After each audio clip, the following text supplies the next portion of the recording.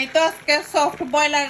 ডাল দি 2 জাতের ডাল দি আমি কুক করলাম দেখতে পড়রা কার কার পছন্দ ডাল দি মাংসর কারি যে মজা লাগে রিয়েলি টেস্টি কিন্তু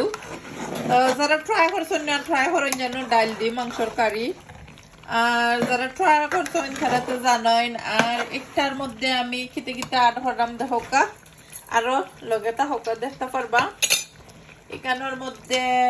এলো লেমন 3 পিস দিলাম টমেটো দিলাম পরিমাণ মতো কাঁচামরিচ দিলাম গ্রিন কাঁচামরিচ আর রেড কাঁচামরিচ দিলাম নাগা দিছি